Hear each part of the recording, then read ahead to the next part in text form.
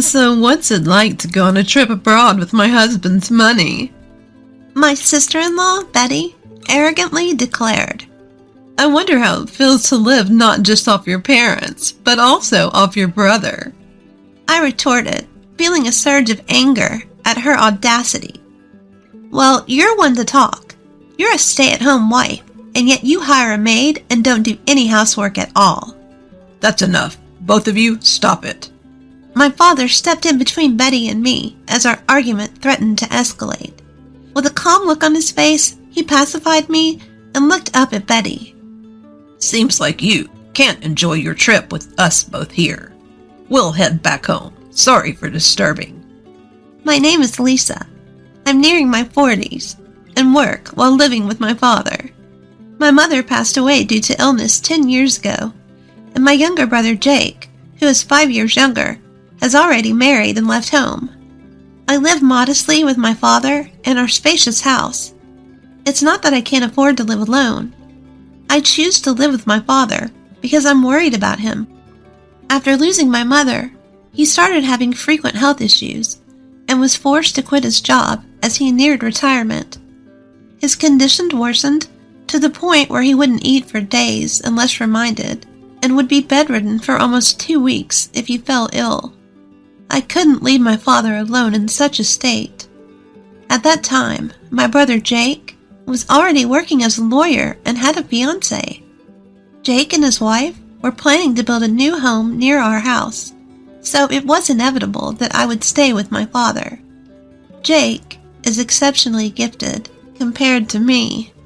I never thought that the woman he chose as his wife would turn out to be so unreasonable. Jake's wife, Betty, quit her job immediately after their marriage and became a housewife. She leaves all household chores to a hired butler, and her daily routine seems to revolve around luxury lunches and shopping at high-end stores. Jake is busy with work. Perhaps he doesn't have much time to spend with Betty, but her extravagant lifestyle is shocking. Living close to Jake and Betty's house, I couldn't help but hear about Betty's carefree life. What made it more intolerable were her remarks when she visited our house. When are you planning to leave this house, Lisa? Aren't you embarrassed to live at home at your age? Betty would mock me like this quite often. I swallowed the words. I don't want to hear that from a housewife who doesn't do housework and just enjoys herself, and responded with a vague smile.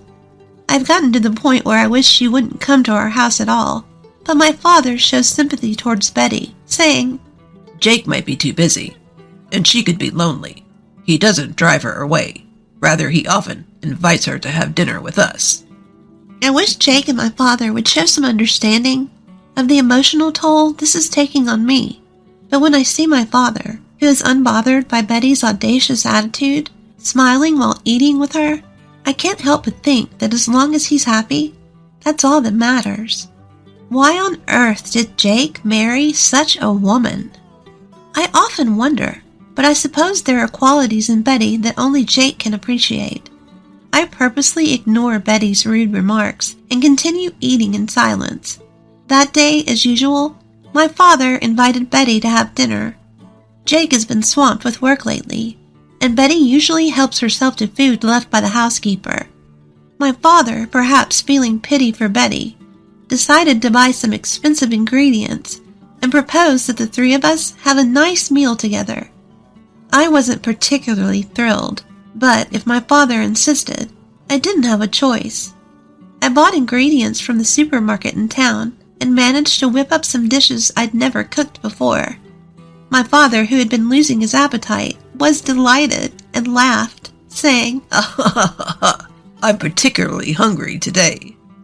Betty arrived significantly past the agreed-upon time, sank into the dining table chair without so much as a decent greeting. The dishes I had prepared were lined up in front of her.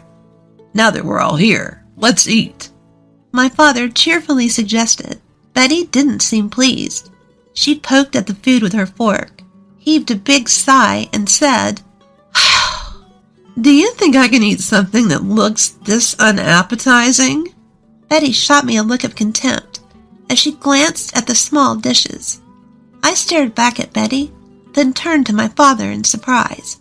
My father also looked surprised, his mouth agape as he looked at Betty. Well, it may not be as good as the meals your housekeeper makes, but Lisa made this from scratch. Can't you be a bit more polite? When my father-in-law sternly rebutted, Betty immediately pulled a sour face. I never said I wanted to eat with you guys. I'm helping you make some memories, and you served me something that looks so unappetizing. Can't you consider my feelings a bit? What do you mean by making memories? I muttered, but Betty picked up on it quickly. Betty looked down on me and my father, smirked, and said something unthinkable. Well, your father won't live much longer, right? I'm the diligent daughter-in-law keeping him company, so I expect a generous inheritance. At this, both my father and I were left speechless. The living room fell silent. Could this really be the woman that the intelligent Jake chose to marry? Discussing inheritance before someone's even passed away? There's something wrong with that. Dad, you're going to live for many more decades. Before I knew it, I was shouting. Even Betty, who had been grumpily picking at her gratin, stopped when she saw me letting my anger out.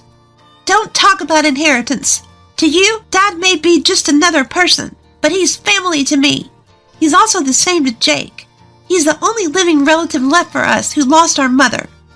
My father gently held me back as I leaned over the table. Panting heavily, I slowly sat back down. My anger towards Betty was still swirling inside my chest. With a deep breath that seemed to pierce my father's mood, I felt my pent-up emotions deflate. I'll pretend I didn't hear what you just said, my father said in an emotionless voice. Immediately, Betty's scoff came flying. All I did was state the facts. I don't want the inheritance taken away by a woman who's still living in her parents' house. Betty's words were so refreshingly straightforward, I no longer had the energy to be angry. She bravely rehashed what my father had tried to let slide, and threw her demeaning words and actions at us. I'll leave this rundown house to you, sister-in-law. Looks like you won't be losing your place to live. Betty's shrill laughter echoed. I wanted to retaliate with a complaint, but when I saw my father quietly shaking his head, I swallowed my words. My father was too lenient with Betty. Even though she might be lonely with Jake, often busy with work, it's not right to sympathize with an adult who can't tell what's appropriate to say and what's not. My father looked at my face and muttered softly, She's the one Jake chose. My father smiled with a hint of sadness. He looked like a father dealing with a troublesome daughter, and also like a man completely worn out by life. I couldn't say anything when I saw my father's face. I had things to say to both my father and Betty, but I wanted to know what Jake thought about all this more than anything. Does Jake know about Betty's behavior? If he's aware of it and just letting it slide, I have to say something as his sister. In the end, Betty barely touched the food I made and left early after a brief conversation. Only my father and I were left in the large living room. Creating memories, huh? Maybe she's right. I quietly exhaled as I noticed my father's figure suddenly seeming smaller when he murmured that. Due to Jake's suggestion, our family decided to go on a trip to France. My father wanted to go to France while he could still walk on his own, so Jake and I planned the trip. Of course, I initially asked Jake to take Dad and go on the trip with just the three of them, without me. Betty would always make snide comments toward me if I was present. I didn't want to ruin the cheerful atmosphere of the trip. However, Jake insisted that it would be best to have someone who usually observes Father's condition, so he ended up purchasing 4 tickets. I reluctantly agreed to accompany them on the trip to France, and as I expected, Betty was in a bad mood the whole time and didn't exchange a single word with anyone on the plane. Once we landed, we went straight to the heart of Paris and enjoyed sightseeing. My father was unbelievably energetic, exploring everywhere. Betty seemed to lighten up a bit when Jake bought her a brand name bag. She walked arm in arm with Jake, but I couldn't help but notice that Jake didn't look particularly happy. At that moment, I accidentally made eye contact with Betty. She glared at me so fiercely that my heart jumped. By the way, why is Lisa here with us? Betty let go of Jake's arm and confronted me. I asked her to come, in case something happens to Dad. We need someone who can handle it. Jake tried to step in to help, but it seemed like his words didn't reach Betty. She kept staring at me, snickering. What's it like to go on a trip overseas with my husband's money?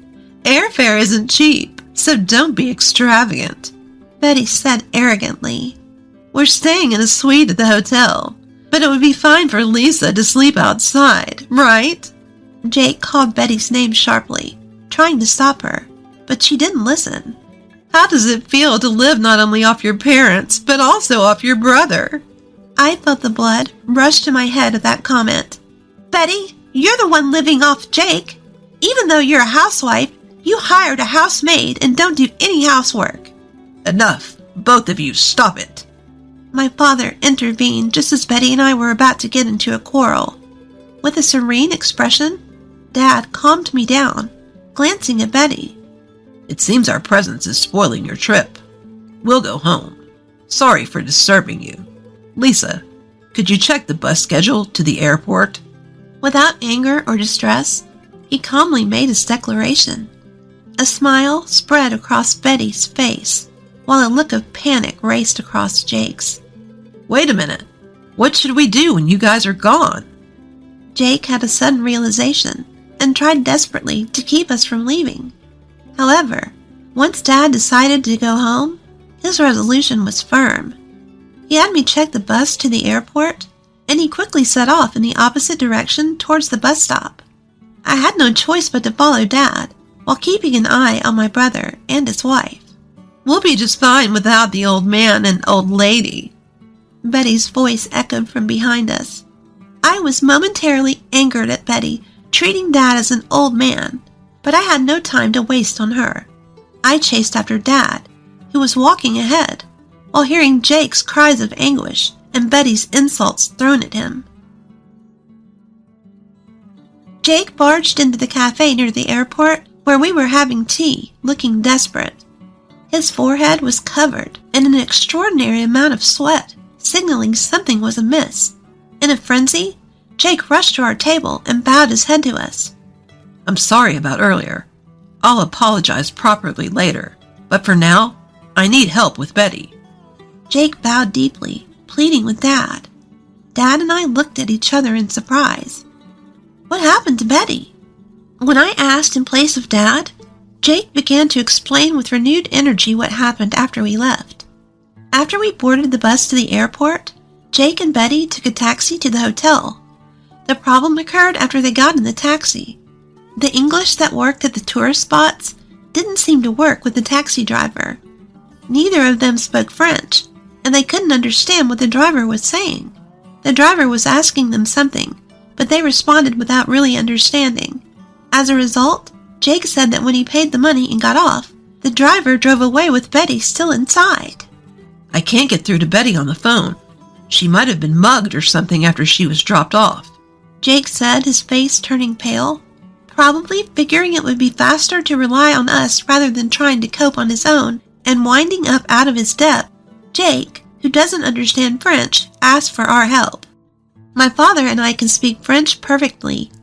Betty appears to think of my father as an old man who can't do anything, but he used to be a French teacher.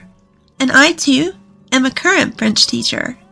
This trip to France was planned by Jake, wanting my father to reminisce about his youth. Once my father arrived in France, he seemed filled with nostalgia and vitality, perhaps remembering his time studying abroad. Since I, too, had studied abroad in France during my student days, after parting ways with my brother and his wife, we slowly talked about our time studying here.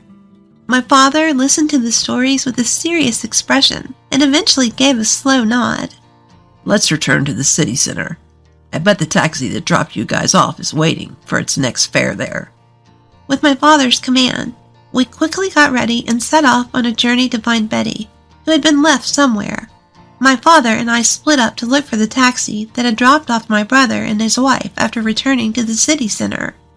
Most taxi drivers speak French without resorting to English.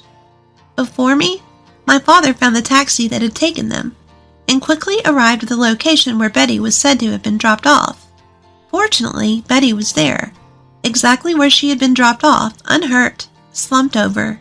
It was good that she was uninjured, but as soon as she arrived, she seemed to have been pickpocketed, and all her bags and valuables were gone, leaving her sitting there penniless.